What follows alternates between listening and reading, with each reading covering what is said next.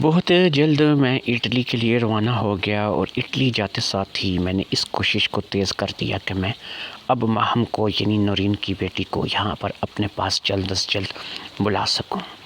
ماہم صرف میٹرک تک پڑھی تھی، زیادہ پڑھی لکھی نہیں تھی، لیکن وہ کاپی تھی اور کاربن کاپی تھی اپنی ماں نورین کی۔ نورین کو میں حاصل نہیں کر سکا، اس کے ساتھ میں شادی نہیں کر سکا، لیکن اب یہ تھا کہ اس کی کاربن کاپی یعنی اس کی بیٹی کے ساتھ تو میں شادی کر سکتا تھا۔ میں نے اس کے ساتھ یعنی ماہم کے ساتھ شادی کرنی تھی اور اسے اس کے لیے یہاں پر لانا لازمی تھا۔ بھلے ہی میں امیر ہو چکا تھا یا پھر میرے پاس بہت زیادہ پیسے آ چکے تھے، لیکن پھر بھی میری اتنی ہمت بہرحال نہیں تھی کہ میں نورین سے ہی نورین کی بیٹی کا رشتہ اپنے لیے مانگتا، کیونکہ شاید وہ غریب تھی لیکن وہ اس بات کو تب بھی انکار کرتی۔ لیکن اب اگر انکار ہوتا تو میرا سارا منصوبہ درے کا درا رہ جاتا، کیونکہ پھر میں اگر اسے کہتا کہ میں تمہاری بیٹی کو اپنے ساتھ اٹلی لے جاتا ہوں اور وہاں پہ لے جا کر کے اسے اچھی جاب دلواؤں گا، اچھا کام کرواؤں گا، تم لوگوں کو لاکھوں روپے مہینے کے کما کر بیچے گی، تو اس کے بعد وہ میری ان باتوں کا اعتبار نہیں کرتی۔ لہٰذا میں نے پہلے یہ تیر پھینکا جو کہ نشانے پہ لگا، اور اس سے میں نے کہا کہ میں تمہاری بیٹی ماہم کو اپنے ساتھ اٹلی لے کے جاؤں گا اور وہاں پر وہ جاب کرے گی اور میں اسے اچھی جاب دلواؤں گا، اور پھر وہ لاکھوں روپے مہینے کے کما کر کے یہاں بیچے گی۔ اب میں لاکھوں روپے اس نے مہینے کے کما کر کیا بیچنے تھے، لاکھوں روپے تو میں خود اس پہ قربان کر سکتا تھا۔ بس یہ تھا کہ وہ آ جائے اور یہاں پر میرے پاس پہنچ جائے۔ میں اس کے ساتھ شادی کر کے اسے اپنی بیوی بناؤں گا اور اس کے گھر میں کچھ نہ کچھ پیسے بھیجتا رہوں گا۔ اس کی زبان بند رکھوں گا کہ وہ اپنے گھر والوں کو نہ بتائے کہ وہ یہاں پر میری بیوی کی حیثیت سے رہ رہی ہے اور میں نے اس کے ساتھ شادی کر لی ہے۔ یہ سارے کام اس قدر زیادہ آسان نہیں تھے، لیکن اٹلی میں رہ کر کے میرے لیے مشکل نہیں تھے۔ کیوں کہ ایک وہ اتنی زیادہ عمر کی نہیں تھی، 17 سال کی اس کی عمر تھی، اوپر سے وہ اتنی زیادہ پڑھی لکھی بھی نہیں تھی، اور سب سے بڑی بات جو تھی کہ اس وقت میں اٹلی کے سارے قانون کو، سارے معاملات کو بڑے اچھے طریقے سے سمجھتا تھا۔ تو ماہم کو اپنی بیوی کی حیثیت سے میں وہاں پر رکھ سکتا تھا اور میں اس سے شادی کر سکتا تھا۔ وہاں کے قانون کی مدد سے میں اسے چاہتا تو اپنی بیوی بنا سکتا تھا، اور اگر میں اسے اپنی بیوی نہ بنانا چاہوں تو میں اس پہ زور زبردستی کرتے ہوئے اسے اپنی رکھیل تک بنا سکتا تھا۔ لیکن میرا اس کے ساتھ کچھ ایسا کرنے کا ارادہ نہیں تھا۔ میں جو بھی کہتا تھا کہ جو بھی ہو وہ قانون کے دائرے میں ہو اور میں اس کے ساتھ شادی کروں۔ مجھے نورین نہیں ملی تھی آج سے 18-20 سال پہلے، لیکن اس کی ہم شکل، اس کی کاپی مل گئی تھی، اور وہ کاپی جو تھی وہ اس وقت وہی نورین تھی جو کہ آج سے 18 سال پہلے والی تھی، اور 17 سال کی ایک نوجوان بچی جو کہ تھی بھی خوبصورت اور جذب نظر، دکھنے میں بھی اچھی تھی۔ تو میں اب اس پر اپنے ہاتھ صاف کرنا چاہتا تھا، لیکن اس کے لیے میں نے جو راستہ چنا تھا وہ ایک جائز راستہ تھا، اور وہ راستہ تھا شادی کا راستہ۔ میں اس سے شادی کر کے ہی اپنے پاس لانا چاہتا تھا، اور میں اس سے شادی کر کے ہی سب کچھ اس کے ساتھ کرنا چاہتا تھا جو کہ نورین کے ساتھ نہیں کر سکا۔ میرے سپنے اب نورین کی بیٹی پوری کرنے والی تھی، اور اسی لیے میں نے اس کو یہاں پر بلانے کے معاملات جو ہیں وہ طے کرنے شروع کر دیے۔ ادھر میں مسلسل جو ہے وہ نورین کے ساتھ بھی رابطے میں تھا اور اس سے پوچھ رہا تھا کہ وہ پاسپورٹ بنوا چکی ہے یا نہیں، اس نے کیا کیا کام میرے کہے کے مطابق جو ہیں وہ کر لیے ہیں، تاکہ مجھے لڑکی کو سپانسر بھیجنے اور یہاں پر بلانے میں زیادہ مسئلہ پیش نہ آئے۔ ویسے بھی اب میں 17-18 سال کی ایک طویل مدت جو ہے یہاں اٹلی میں گزار چکا تھا، اور میں مکمل طور پر اب یہاں پر کسی کو بلانے یا یہاں سے بیچنے کے سارے طریقے سمجھ چکا تھا۔ لہٰذا میرے پاس اتنا مشکل نہیں تھا کہ مجھے امید تھی کہ میں زیادہ سے زیادہ 6 سے 8 مہینے کے اندر جو ہے وہ نورین کی بیٹی کو، ماہم کو یہاں پر بلانے میں کامیاب ہو جاؤں گا۔ اور پھر وہی ہوا جیسا کہ میں چاہتا تھا۔ ٹھیک 6 مہینے بعد ہی میں نے ماہم کو وہاں پاکستان سے جہاز میں بٹھوا کر اپنے پاس یہاں پر بلوا لیا۔ اٹلی ایئرپورٹ پر میں اسے خود لینے گیا۔ میری لمبی چوڑی گاڑی دیکھ کر کے وہ بہت متاثر تھی۔ اس نے کبھی ایسا لمبا سفر نہیں کیا تھا۔ شاید ماہم تو اپنے شہر سے باہر بھی بہت کم گئی ہوگی، جسے میں نے ہزاروں میل کے سفر کے بعد یہاں پر اٹلی میں اپنے پاس بلوا لیا تھا۔ اب میں ماہم کو لے کر کے اپنے گھر آ گیا۔ یہ گھر میرا اپنا تھا، یہ وہ گھر نہیں تھا جہاں پر میں مبین اور ناہید کے ساتھ رہتا تھا۔ مبین اور ناہید بھی یہیں تھے لیکن وہ علیحدہ گھر میں رہتے تھے۔ یہ وہ گھر تھا جو میں نے خود اپنے لیے لیا تھا۔ یہ تھا تو فلیٹ، لیکن یہ اس فلیٹ کی نسبت ڈبل تھا اور بہت بڑا فلیٹ تھا۔ اس فلیٹ کے 4 کمرے تھے، ہال تھا، کچن تھے، 2 کچن تھے اور 2 ہی واش روم تھے۔ کافی بڑا فلیٹ تھا جو کہ میں نے اپنی خود کی کمائی سے لیا تھا۔ میرے پاس ایک بہت اچھی لگژری گاڑی تھی جو کہ یہاں کے مطابق تو اس کی قیمت کچھ اور رہی ہوگی، لیکن اگر میں پاکستان کے مطابق سے آپ کو اس کی قیمت بتاؤں تو 1 کروڑ پہ آپ اس کی قیمت کا اندازہ لگا سکتے ہیں۔ یعنی اب میں کروڑوں میں کھیل رہا تھا۔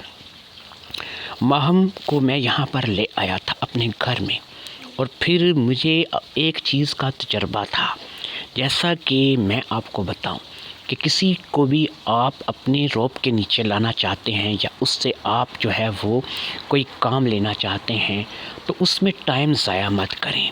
جتنی جلدی جو ہے وہ آپ اس کے اوپر اپنا روب دبدبہ جما لیں گے اتنی جلدی وہ آپ کے انڈر ہو جائے گا۔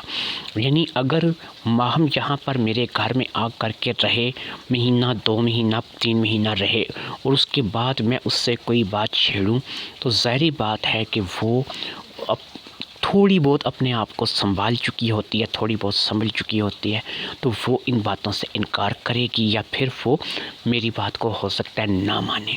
لیکن آج پہلے ہی دن وہ آئی ہے اور ہزاروں میل کا سفر طے کر کے آئی ہے۔ اس کے دل میں پتہ نہیں کیا چل رہا ہے، کون سے خدشات ہیں، کون سے معاملات ہیں۔ اب اگر ایسے میں اس پر اٹیمپٹ کروں اور ایک اپنا ہی روب اپنا ہی دبدبہ آج پہلی ہی بار میں اس کے اوپر بنا لوں تو میرے لیے وہ ساری زندگی کے لیے میری غلام ہو جائے گی اور میں اس کا آقا ہو جاؤں گا۔ لہٰذا اب میں نے اسی بات کا فیصلہ کیا تھا کہ میں وقت ضائع نہیں کروں گا اور میں بالکل جو ہے آج پہلی ہی رات میں اس سے ساری باتیں سمجھا بھی دوں گا اور ساری باتیں منوا بھی لوں گا تاکہ وہ کہیں بھی بھاگنے کے قابل نہ رہے۔ میں آپ کو یہاں پر ایک اور چیز بتا دوں، اب وہ میری مرضی کے بغیر اٹلی نہیں چھوڑ سکتی تھی۔ میں نے اسے جس طریقے سے یہاں پر بلوایا تھا، وہ اگر یہاں سے واپس جانا چاہے، بھاگنا چاہے تو اس کے لیے بھی اسے اتنی جلدی جو ہے وہ یہاں سے بھاگنے کا موقع نہیں مل سکتا تھا۔ میں آپ کو یہ بات اس لیے بتا رہا ہوں کہ ہو سکتا ہے کہ ساری بازی الٹ جائے اور سارے معاملات ہی غلط ہو جائیں اور وہ یہاں سے فٹافٹ سے بھاگ کر واپس پاکستان جانا چاہے، جو کہ میں نے اس کا قانونی طور پہ اتنا مشکل بنا دیا تھا کہ اب وہ پاکستان بھی واپس جانا چاہے بھی تو نہیں جا سکتی۔ کم از کم 1 سال تو وہ بالکل پاکستان کا رخ نہیں کر سکتی، اور یہ 1 سال بہت تھا مجھے اپنے انتقام کے لیے اور اندر کے جذبات کو ٹھنڈا کرنے کے لیے۔ میں اس کے اندر اب نورین کو دیکھ رہا تھا اور اپنے انتقام کا جذبہ دیکھ رہا تھا، اس لیے میں نے اس بات کا مکمل طور پر فیصلہ کر لیا تھا کہ مجھے پہلے ہی دن میں اس پر اٹیمپٹ کرنا ہوگا، مجھے پہلے ہی دن میں اسے سب کچھ سمجھانا ہوگا، کیونکہ اگر اس نے پہلے ہی دن میں نہ سمجھا تو پھر آگے چل کے اس کو ہو سکتا ہے کہ سمجھ آنے لگے اور وہ جو ہے میرے ہاتھ میں نہ آئے۔ لہٰذا کیونکہ مجھے اس سے شادی کرنی تھی اور اپنا انتقام پورا کرنا تھا تو مجھے پہلے ہی دن اسے جو ہے وہ تمام باتیں جو ہے وہ سمجھانی بھی تھیں اور پہلے ہی دن مجھے اسے تمام باتوں پر آمادہ بھی کرنا تھا۔ لہٰذا میں نے اس بات کو اپنے ذہن میں رکھتے ہوئے جو ہے وہ اس روز جب وہ دوپہر کو آئی اس کو اچھا کھانا دیا، اس کے ساتھ باتیں کرتا رہا، ادھر ادھر کی باتوں میں اس کا دل بہلاتا رہا، کچھ یہاں کے قصے کچھ وہاں کے قصے اس کو ملے جلے سناتا رہا۔ اسی طریقے سے رات ہوئی، کھانا وغیرہ کھایا گیا اور کھانا کھانے کے بعد جو ہے وہ اسے اپنے بیڈ روم میں لے آیا۔ جی ہاں، میں نے اس کے سونے کا انتظام اپنے ہی ساتھ اپنے ہی بیڈ روم میں کیا تھا، یعنی ایک ہی بستر میں، ایک ہی کمرے میں، ایک ہی جگہ پر اسے میرے ساتھ سونا تھا۔ میں چاہتا تو اسے ایک علیحدہ کمرہ دے سکتا تھا سونے کے لیے، لیکن میرا ایسا کوئی ارادہ ہی نہیں تھا کیونکہ میں تو مستقبل میں اس کے ساتھ شادی کرنے کا ارادہ رکھتا تھا، اس لیے اسے اپنے ہی کمرے میں رکھنا لازمی تھا۔ جب میں اسے اپنے کمرے میں لے آیا اور اسے میں نے بیڈ پر بیٹھنے کے لیے کہا اور پھر میں نے اب سوچا کہ مجھے اپنی بات جو ہے اس کے آگے رکھ دینی چاہیے۔ اب میں نے اس سے ایک طریقے سے گھیرنے کا فیصلہ کیا اور میں نے اس سے کہا ماہم مجھے ایک بات بتاؤ، تم چاہتی ہو کہ تم اسی طریقے سے غریب رہو، تمہاری امی لوگوں کے گھروں میں کام کرتی رہے، تمہارے ابو کو فالج ہوا ہے وہ اسی طریقے سے بیمار رہیں، اور تمہاری جو باقی کے بہنیں ہیں وہ بھی اسی طریقے سے لوگوں کے گھروں میں کام کر کے یا پھر اسی طریقے سے غربت کی زندگی گزاریں، کیا تم یہ بات چاہتی ہو؟ کہنے لگی نہیں انکل، میں تو ایسی نہیں چاہتی، مجھے تو ظاہری بات ہے کہ اگر میں ایسا چاہتی ہوتی تو پھر میں اتنی دور اپنے گھر والوں کے لیے کیوں آتی؟ تو میں نے کہا واہ، تم نے بہت اچھا جواب دیا ہے میری بات کا۔ اب مجھے ایک بات بتاؤ، تم ہزاروں میل کا سفر طے کر کے یہاں میرے پاس اٹلی میں آئی ہو، کیا کرنے کے لیے آئی ہو؟ کام کرنے کے لیے آئی ہو، پیسہ کمانے کے لیے آئی ہو، لیکن تمہیں پتہ ہے کہ کام کرنا، پیسہ کمانا جو ہے اتنا آسان بھی نہیں ہوتا، لیکن بہرحال میں تمہیں یہاں پر لے کر کے آیا ہوں تو میں تمہیں لاکھوں روپے کمانے کا ایک گر بتاؤں گا، اور وہ لاکھوں روپے کمانے کا گر یہی ہے کہ اگر تم سے کوئی شخص کچھ بھی کرنے کے لیے کہے تو تم اسے انکار نہیں کرو گی۔ کہنے لگی انکل میں آپ کی بات سمجھی نہیں۔ میں نے کہا دیکھو ماہم، میں تمہیں سمجھاتا ہوں، یہاں پر انکار کا مطلب یہی ہوتا ہے کہ اپنی آئی روزی پر لات مارنا۔ اگر تمہیں کوئی کام کرنے کے لیے کہتا ہے تو تم کہتی ہو کہ نہیں میں یہ نہیں کروں گی، تو کیا ہوگا؟ تم انکار کرو گی، وہ ایک بار کہے گا، دو بار کہے گا، تین بار کہے گا، لہٰذا چوتھی بار میں وہ تمہیں کام سے نکال دے گا، فارغ کر دے گا۔ تمہیں کام سے نکل کر کیا ہوگا؟ کچھ حاصل نہیں ہوگا۔ لیکن اگر کوئی 1000 بار بھی تم سے کہتا ہے کہ ماہم تمہیں یہ کام کرنا ہے تو تم کہتی ہو ٹھیک ہے میں کروں گی، تو تم جو ہے ظاہری بات ہے کہ اس کی فیورٹ بن جاؤ گی۔ تم جب بھی وہ تمہیں کام کرنے کے لیے کہے گا تم اس کو کہو گی کہ ٹھیک ہے آپ جو کہیں گے میں کر دوں گی، تو کیا ہوگا کہ تم اس کی نظروں میں اچھی بن جاؤ گی۔ تو اس طریقے سے کیا ہوگا کہ تمہیں کام ملے گا، تمہیں نوکری ملے گی، تمہیں اچھے پیسے ملیں گے، تم اچھا کماؤ گی، اچھا کھاؤ گی، اپنے لیے بھی اور اپنے بہن بھائیوں کے لیے بھی۔ لہٰذا تم اپنے بہن بھائیوں کے لیے اگر کرنا چاہتی ہو، کمانا چاہتی ہو، کھانا چاہتی ہو، تم اپنے بہن بھائیوں کی ہیلپ کرنا چاہتی ہو، تم چاہتی ہو تمہاری بھی بڑی بڑی گاڑیاں ہوں، بنگلے ہوں، تمہارے پاس بھی سب کچھ ہو، تو اس کے لیے گھر میں سے، تمہاری فیملی میں سے کسی ایک نہ ایک کو تو اپنی زندگی میں قربانی دینی پڑے گی، اور تمہاری قربانی یہی ہے کہ تمہیں ہر وہ کام کرنا ہوگا، ہر وہ بات ماننی ہوگی جس کا تمہیں کہا جائے گا۔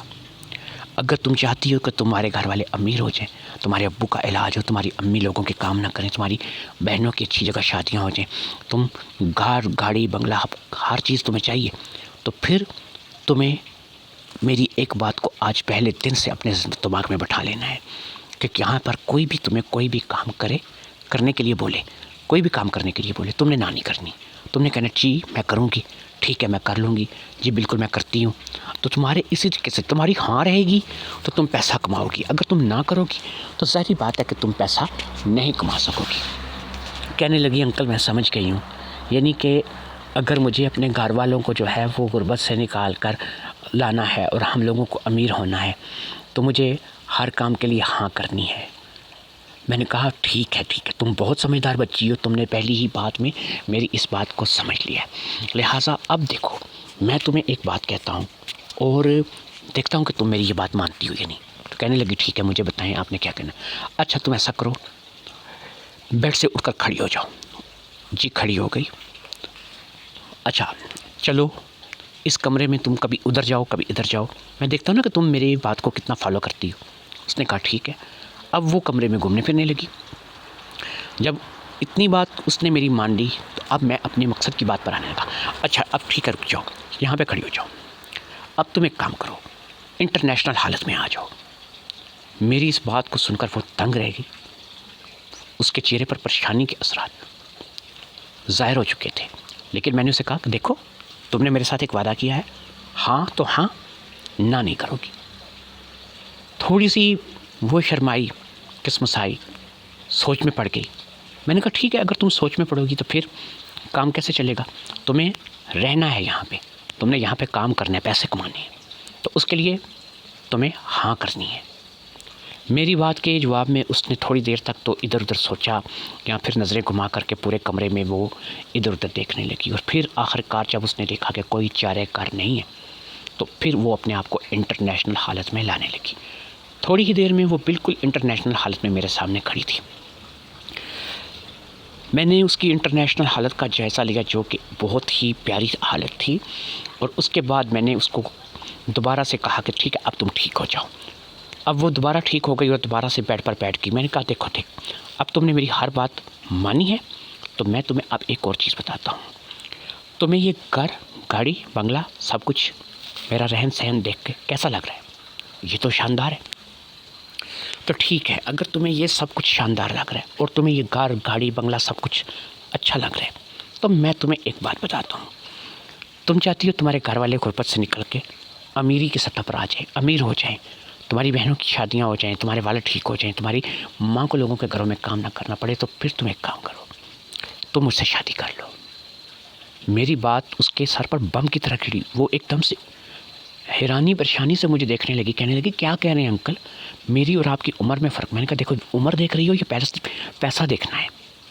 اگر تم مجھ سے شادی کر لو گی، لیکن یہ بات تم نے کسی کو بتانی نہیں ہے، اگر تم مجھ سے شادی کر لو گی، میں کیا کروں گا، ہر مہینے 1,00,000 1,50,000 2,00,000 روپے تمہارے گھر بھجوا دیا کروں گا۔ اس سے کیا ہوگا، تمہیں یہاں پر کام کاج کرنے کی، لوگوں کے نخرے اٹھانے کی، لوگوں کا بوجھ اٹھانے کی ضرورت ہی نہیں پڑے گی۔ تم میرے ساتھ میرے گھر میں رہو گی، 1,00,000 1,50,000 روپے ہر مہینے تمہارے گھر بھجوا دینا میرے لیے کوئی بڑی بات نہیں۔ وہ پیسے تمہارے گھر میں جائیں گے، تم لوگوں کے حالات بدلنے لگیں گے، اور تم لوگ جو ہے وہ ظاہری بات ہے کہ آہستہ آہستہ امیر ہونے لگو گے۔ ادھر تم میری بیوی بن جاؤ گی۔ دیکھو، کسی نہ کسی جگہ تم نے شادی کرنی ہے، آج کرو گی، 2 سال بعد کرو گی، 10 سال بعد کرو گی، 5 سال بعد کرو گی، کبھی نہ کبھی تم نے شادی کرنی ہے، کسی نہ کسی لڑکے سے ہی شادی کرنی ہے۔ تو کیا ہوگا، ضروری نہیں ہے کہ تمہیں کوئی اچھا کھاتا پیتا امیر لڑکا ملے جس کے گھر، گاڑی، بنگلہ سب کچھ ہو۔ میرے پاس آلریڈی یہ سب کچھ ہے۔ پھر تم دیکھو، میں اچھا خاصا صحت مند ہوں، ہٹا کٹا ہوں، کسی چیز کی کمی نہیں ہے۔ تو میں اگر بالکل ٹھیک ٹھاک صحت مند ہوں، تو تمہیں کیا پریشانی ہے میرے ساتھ شادی کرنے میں؟ میرے ساتھ شادی کرنے میں تمہیں بہت ہی فائدہ ہوگا۔ میں جہاں پر کام کرتا ہوں، اب پہلے میں کسی کے پاس کام کرتا تھا، لیکن اب یہاں پر میرا اپنا سٹور ہے، میرے پاس اپنی جو ہے وہ کام ہے۔ میں تمہیں اپنے ساتھ رکھوں گا، تمہارے گھر بھی پیسے بھیجوں گا، تمہیں کھانے پینے، لگانے پہننے کو ہر چیز ملے گی، بڑی بڑی گاڑیوں میں گھومو گی، اور ہر چیز تمہیں ہوگی۔ بس یہ ہے کہ تم نے شادی مجھ سے کی ہے، یہ بات تم اپنے گھر میں نہیں بتاؤ گی، کسی کو نہیں پتہ چلے گا کہ تم نے مجھ سے شادی کی ہے۔ تم میری بیوی کی حیثیت سے رہو گی، اور پھر دیکھو، اگر تم میری بیوی کی حیثیت سے نہیں رہو گی تو تم ایک جوان لڑکی ہو، میں یہاں اس اپنے فلیٹ میں اکیلا رہتا ہوں، کب تک میں تم سے دور رہ سکوں گا؟ ظاہری بات ہے، میں ایک مرد ہوں، میرے اندر جذبات ہیں، میرے اندر بہت کچھ ہے، تو اس لیول پر میں پہنچوں گا کہ تم یہاں پر رہو گی، میرے پاس رہو گی، تو مجھ سے بچ نہیں پاؤ گی۔ کب تک اپنے آپ کو بچاؤ گی؟ آج کی رات، کل، پرسوں، ترسوں، کبھی نہ کبھی وہ سب کچھ ہو جائے گا جو کہ نہیں ہونا چاہیے۔ تو اگر وہ سب کچھ اس طریقے سے ہو، یہ بہتر ہے، یا یہ بہتر ہے کہ تم مجھ سے شادی کر لو، اور شادی کر کے اپنی ایک نئی زندگی شروع کرو۔ یہاں پر تمہیں کھانا، لگانا، پہننا سب کچھ تمہیں ملے گا، تمہیں کسی چیز کی کمی نہیں آئے گی، اور تم بالکل جو ہے وہ ایک شہزادیوں کی طرح زندگی گزارو گی۔ لہٰذا اگر تم اس بات پہ یس کرتی ہو، تو میں صبح ہی تمہیں اپنے ساتھ لے جاتا ہوں، یہاں ہم لوگ کورٹ میرج کر لیں گے، یہاں کے قانون کے مطابق یہاں سے ہم میاں بیوی بن جائیں گے، اور پھر اپنی زندگی میاں بیوی کی حیثیت سے شروع کریں گے۔ میری بات سن کر وہ تو پریشان ہو گئی۔ اب اتنی جلدی تو فیصلہ وہ نہیں کر سکتی تھی، لیکن میں نے بھی تو یہی سوچا تھا کہ پہلے دن ہی اسے گھیروں گا، اگر پہلے دن ہی اسے گھیروں گا تو وہ کام آئے گی، ورنہ آگے چل کے تو وہ ہوشیار ہو جائے گی۔ لہٰذا اب اس کے پاس میں نے کوئی آپشن چھوڑا نہیں تھا، میں نے اسے مزید کچھ باتوں کے ذریعے سے مزید تھوڑا سا ڈرایا، تھوڑا سا اسی طریقے سے میں نے اسے قائل کیا کہ دیکھو، میرے ساتھ شادی کرنے کے علاوہ تمہارے پاس اور کوئی چارہ نہیں ہے۔ پھر میں نے اسے یہ بھی بتایا کہ تم چاہو بھی تو 1 سال تک پاکستان واپس نہیں جا سکتی، تمہیں 1 سال تو یہاں پہ رہنا پڑے گا۔ کہاں رہو گی؟ میرے پاس رہو گی۔ کوئی یہاں پہ تمہارا رشتہ دار عزیز نہیں ہے کہ جو تمہیں اپنے پاس رکھے گا۔ رہو گی کہاں؟ میرے پاس رہو گی۔ 1 سال تک میرے پاس رہو گی، اسی ایک گھر میں، ایک ہی کمرے میں، ایک ہی بیڈ پہ۔ تو سوچو تمہارے ساتھ کیا کیا کروں گا، کیا کیا ہو سکتا ہے تمہارے ساتھ۔ تو ان تمام باتوں کو سوچ کر کے اب اگر ایک بات اپنے ذہن میں بٹھا لو کہ تم نے میرے ساتھ ہی رہنا ہے، تو 1 سال تک چاہے تم پھر میری بیوی بنو یا نہ بنو، میں تو تمہارے ساتھ میاں بیوی والا تعلق ہی رکھوں گا اور میں تمہارے ساتھ تمہارے شوہر کی طرح ہی رہوں گا اور تمہیں اپنی بیوی ہی بنا کر کے رکھوں گا۔ تو اگر وہ بیوی تم کاغذات کی روح سے بن جاؤ، تم میرے ساتھ شادی کر لو تو یہ سب سے زیادہ بہتر ہے، اور اگر نہیں ہے تو پھر ایسے ہی چلنے دو جو کچھ چلتا ہے، پھر میں ایسے ہی کرتا رہوں گا جو کچھ بھی مجھے کرنا ہے، تم ایسے ہی مجھے برداشت کرتی رہنا۔ میں نے اسے ڈرا دھمکا کر کے اس لیول پر لے آیا کہ وہ میری بات کے لیے مان گئی۔ اس نے کہا کہ ٹھیک ہے میں آپ سے شادی کروں گی، لیکن یہ بات گھر والوں کو نہ پتہ چلے۔ میں اسے اس ڈھب پر ہلانا چاہتا تھا اور میں اسے اس ڈھب پر لانے پہ کامیاب ہو گیا تھا، لہٰذا اگلے ہی دن میں نے اپنی اور اس کی شادی کے لیے کوشش شروع کر دی اور پھر ہم لوگوں نے کورٹ میرج کر لی۔ میں نے نورین کی بیٹی ماہم سے شادی کر لی تھی۔ میرے اندر اتنا جذبہ تسکین بھر گیا تھا، میں اپنے آپ کو اتنا زیادہ ہواؤں میں اڑتا ہوا محسوس کر رہا تھا کہ جس کی انتہا نہیں ہے۔ اس کو شادی کر کے میں اپنے گھر لے آیا اور میں سمجھو کہ آج سے 20 سال پیچھے چلا گیا تھا، جہاں مجھے ایسا محسوس ہو رہا تھا کہ وہ دلہن بنی جو ہے وہ اپنے حجلہ عروسی میں بیٹھی ہے اور میں اس کا گھونگھٹ اٹھانے کے لیے منتظر تھا، اور مجھے ایسا لگ رہا تھا کہ میں نورین کا گھونگھٹ اٹھانے جا رہا ہوں۔ میں نے اپنی اس شادی کے لیے ناہید اور مبین کو بھی بلایا تھا، اور ناہید اور مبین کو بھی کیونکہ میرے پیچھے 20 سال پہلے کی ساری حالات کا علم تھا اور انہیں ان بات کا پتہ تھا کہ میں نے کیسے کیسے مصیبتوں میں اپنا وقت گزارا ہے، اس لیے انہوں نے مجھ سے کوئی زیادہ سوالات نہیں کیے تھے۔ وہ سمجھتے تھے کہ اگر میں اسے لے کر کے آیا تھا تو اس کے پیچھے کوئی مقصد ہوگا، ورنہ ایسے ہی کون کسی کو اٹھا کر کے لے جاتا ہے، اور خاص طور پہ بیرون ملک، اور لاکھوں روپے کون کسی پہ لوٹاتا ہے۔ لہٰذا اس بات کو لے کر کے اب میں ناہید اور مبین کو بھی جو ہے اس شادی میں شامل کر چکا تھا۔ بڑی ہی دھوم دھام کے ساتھ یہ شادی ہو گئی، اور اب وہ حجلہ عروسی میں میری دلہن بنی میرے سامنے بیٹھی تھی۔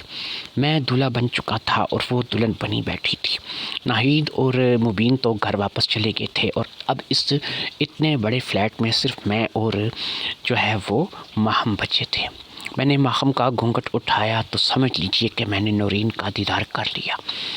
میں ماہم کو چھوتا تھا، ماہم کو ہاتھ لگاتا تھا تو مجھے نورین یاد آتی تھی۔ میرے من میں ایک تسلی سی بھر چکی تھی، ایک سکون سا تھا، جو کہ اب ماہم کو لے کر کے بس چکا تھا۔ پھر اسی طریقے سے ہماری رات گزر گئی، اور مجھے رات بھر میں یہی پتہ چلا کہ میری باہوں میں نورین ہے، ماہم نہیں ہے۔ ماہم کو اس بات کا اندازہ نہیں تھا کہ یہ سب کچھ تو اس کی ماں کی وجہ سے ہو رہا ہے، اور میں اس کی ماں پر جو ہے بری طرح سے مر مٹا تھا۔ آج سے 20 سال پہلے میں چاہتا تھا کہ اس کی ماں سے میری شادی ہو جائے۔ میری ماہم کے ساتھ شادی ہو گئی، اور پھر میں ماہم کے ساتھ اپنی زندگی کو اسی جگہ گزارنے لگا۔ میں نے اپنے وعدے کے مطابق کبھی 1 لاکھ کبھی 1.5 لاکھ جو ہے وہ اسی طریقے سے، اور کبھی کبھی تو جب میرے حالات اچھے ہوئے تو 2-2 لاکھ روپے کی رقم بھی نورین کو بھجوائی، لیکن یہ رقم جو ہے وہ میرے انتقام کے معاملے میں کچھ بھی نہیں تھی۔ میں تو اندر سے سرشار تھا۔ ماہم سمجھ چکی تھی کہ اب اس کے پاس بھاگنے کا کوئی راستہ نہیں ہے۔ وہ بھی ایک بیوی ہونے کے مکمل فرائض انجام دے رہی تھی۔ ہم کبھی کبھی مبین اور ناہید کی طرف چلے جاتے تھے، اور کبھی کبھی وہ بھی ہمارے گھر آ جاتے تھے۔ مبین جب بھی ماہم کو دیکھتا تھا تو وہ ایک ہی بات کہتا تھا کہ تم بہت ضدی ہو شاداب، تم نے تو آج سے 20 سال پہلے والی نورین کو بیاہ کر کے اپنے گھر لے آیا ہے۔ بہرحال میرا انتقام جو ہے وہ پورا ہو چکا تھا۔ میرے اندر ایک تسکین تھی جو کہ بھر گئی تھی۔ پھر کچھ عرصہ گزرنے کے بعد ایک نیا موڑ اس کہانی میں آیا، اور وہ اس کہانی کا نیا موڑ یہ تھا کہ ماہم کی جو دوسری بہن تھی وہ وہاں پر آنا چاہتی تھی، کیونکہ اب ان کے اندر بھی ایک لالچ جاگ چکی تھی کہ ہر مہینے ایک طے شدہ رقم جو ہے وہ ان کو پہنچ رہی ہے، اور وہ اس بات کو لے کر کے بہت خوش تھے کہ ان کے حالات کافی اچھے ہو چکے ہیں۔ باپ تو اب بھی ان کا بستر پر ہی تھا، اور وہ تو شاید ایسا مریض بن چکا تھا جس نے نہ کبھی ٹھیک ہونا تھا، لیکن بہرحال اب اس کی جو دوسری بہن تھی وہ یہاں پہ، جو کہ ماہم سے چھوٹی تھی، وہ یہاں پہ آنا چاہتی تھی۔ لہٰذا میں نے ماہم سے پوچھا تو ماہم نے کہا کہ وہ اگر یہاں پر آئے گی تو یہ بات چھپی نہیں رہ سکے گی کہ ہم دونوں میاں بیوی ہیں اور ہم دونوں کے جو ہیں تو اب تو ہمارے بچے بھی ہیں، یعنی کہ اس وقت تک میں آپ کو یہ بتاؤں کہ ہمارے 2 بچے ہو چکے تھے۔ اب ظاہری بات ہے کہ ہم ان 2 بچوں کو بھی نہیں چھپا سکتے تھے اور نہ ہی جو ہے وہ اپنے آپ کو اس طریقے سے ظاہر کر سکتے تھے، کیونکہ ابھی تک ماہم مجھ سے شادی شدہ ہے یا میرے بچوں کی ماں ہے یا میری بیوی ہے، یہ بات جو ہے ان کے گھر والوں کو اس بات کا پتہ نہیں تھا۔ لیکن جب میں نے ماہم سے اس بارے میں بات کی تو ماہم نے کہا کہ پھر مجھے کیا کرنا چاہیے اور ہمیں اس بات میں کیا رابطہ جو ہے وہ کرنا چاہیے۔ تو اب ہم لوگوں نے بیٹھ کر کے آپس میں میٹنگ کی، یعنی اس میٹنگ میں میں، نہید، ماہم اور مبین شامل تھے، اور ہم لوگوں نے آپس میں باہمی مشورے کے ساتھ یہ طے پایا کہ اگر بہن چھوٹی جو ہے وہ یہاں پر اس کی آتی ہے تو اس کو جیسے ہی وہ یہاں پر آئے اس کو بھی اسی طریقے سے اس کا منہ نوٹوں سے بند کر دیا جائے اور اس کو جو ہے وہ لکھا پڑھا دیا جائے، تو وہ بھی ظاہری بات ہے کہ نوٹوں کے آگے نہیں بول سکے گی، کیونکہ وہ بھی کام کرنے کے لیے آ رہی ہے، یہاں پر کچھ بننے کے لیے آ رہی ہے، تو ظاہری بات ہے کہ اس کے لیے بھی جو ہے پیسہ اہمیت رکھتا ہے، اور گھر والوں کے لیے بھی پیسہ اہمیت رکھتا ہے، کیونکہ اب وہ لالچ میں آ چکے ہیں اور انہیں ہر مہینے ایک لگی پتی رقم مل جاتی ہے۔ لہٰذا ہم لوگوں نے یہی فیصلہ کیا کہ ہم آنے والی کا استقبال کریں گے اور اس سے بھی اپنے گھر لے کر کے آئیں گے، اور یہاں پر آ کر کے اگر اس پر یہ ساری باتیں کھلتی ہیں تو اس سے ہمیں کوئی فرق نہیں پڑتا ہے۔ ہاں یہ ہے کہ وہ گھر میں فون کر کے یا کسی ذریعے سے اطلاع کر سکتی ہے، بتا سکتی ہے کہ بھئی یہاں پر تو ماہم جو ہے وہ 2 بچوں کی ماں بنی بیٹھی ہے اور اس نے شادی کر لی ہے شاداب کے ساتھ، جو کہ ہمارے انکل ہیں۔ لیکن بہرحال اس تمام باتوں کے باوجود جو ہے پیسے سے اس کا منہ بند کیا جا سکتا تھا اور اس سے بھی اپنے ڈھب پر لایا جا سکتا تھا۔ میں نے ماہم سے یہ ساری گفتگو کی تو ماہم نے مجھے کہا کہ ایک طریقہ ہے تو خطرناک، لیکن اگر آپ کرنا چاہیں تو میں آپ کو اس طریقے کی اجازت دیتی ہوں، کیونکہ ماہم کو بھی اب شہزادیوں والی زندگی گزارنے کی عادت ہو چکی تھی اور وہ نہیں چاہتی تھی کہ اس کی بہن کی آنے کی وجہ سے معاملات خراب ہوں۔ تو اس نے مجھے ایک راستہ سجھایا، اس نے کہا کہ آپ سنا ہے کہ آپ ایک ہوٹل کا سودا کرنے جا رہے ہیں جو کہ دوسرے شہر میں ہے، تو آپ ایسا کیجئے کہ بجائے اس شہر میں میری بہن کو بلانے کے، آپ ایسا کیجئے کہ سیدھا اس شہر کے ایئرپورٹ پہ آپ میری بہن کو بلا لیجئے اور اسے لے کر کے سیدھا ہوٹل میں چلے جائیے۔ آپ نے کہا کہ آپ کو ہفتہ 10 دن لگ جائیں گے اس ہوٹل کے سودے کے سلسلے میں، اور ہفتہ 10 دن تک آپ نے کیا کرنا ہے کہ آپ نے میری بہن کو وہاں پر اسی ہوٹل میں رکھنا ہے جہاں پر آپ نے رہنا ہے، وہیں اسی ہوٹل میں رکھنا ہے۔ اس دوران ہفتہ 10 دن میں آپ اس کی ذہنی گرومنگ کیجئے، اسے بیٹھ کر کے سمجھائیے، اسے سب کچھ بتائیے، اور اس ہفتہ 10 دن میں کوشش کیجئے کہ اسے ہوٹل کے کمرے سے باہر نہ نکلنے دیں، کیونکہ وہ کوئی فون نہ استعمال کرے، کوئی ہوٹل کے کمرے سے باہر نہ نکلے۔ کوشش کریں کہ جب وہ ذہنی طور پر بالکل آمادہ ہو جائے اس بات پر کہ اس سے ہمارا رشتہ جو ہے وہ قبول ہے اور وہ یہ بات راز میں رکھے گی، تو تب جو ہے آپ اس کو وہاں سے لے کر کے یہاں آ جائیے گا، اور مجھے امید ہے کہ ہفتہ 10 دن کے اندر وہ بالکل مان جائے گی۔ اور سب سے بڑی بات یہ ہے کہ آپ جیسے ہی وہ آپ کے پاس آئے گی، آپ اسے اس ہوٹل میں لے کر کے جائیں گے۔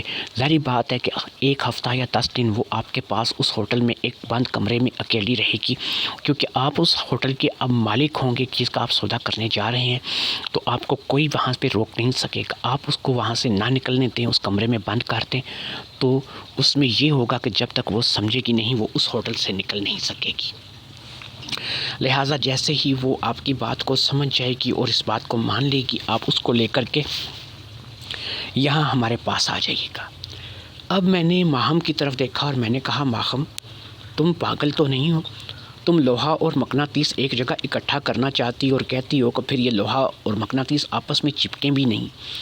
وہ ایک نوجوان لڑکی ہے، میں چاہے تمہارا شوہر ہوں لیکن میں بھی ایک اچھا خاصا صحت مند انسان ہوں، تو تم کیا چاہتی ہو کہ میں جو ہے وہ 1 ہفتہ یا 10 دن تمہاری بہن کے ساتھ ایک ہی ہوٹل کے کمرے میں بند رہوں؟ تو اس دوران تم یہ خود سوچو کہ تمہاری بہن کے ساتھ کیا کیا ہو جائے گا۔ وہ کہنے لگی، مجھے اس بات سے کوئی اب فرق نہیں پڑتا کہ میری بہن کے ساتھ کیا کیا ہو جائے گا، بس مجھے اپنا گھر برباد نہیں کرنا ہے۔ وہ اگر پیچھے فون کر کے بتا دے گی تو ہمارا گھر برباد بھی ہو سکتا ہے، لہٰذا آپ ایسا کیجئے کہ آپ ہمارا گھر بچائیے۔ اس کے لیے آپ کو چاہے جو مرضی کرنا پڑے، اس کے لیے اگر آپ ہفتہ 10 دن اسے اپنے پاس ہوٹل میں بند رکھتے ہیں اور اسے استعمال بھی کرتے ہیں تو مجھے اس بات کو لے کر کے کوئی اعتراض نہیں ہے۔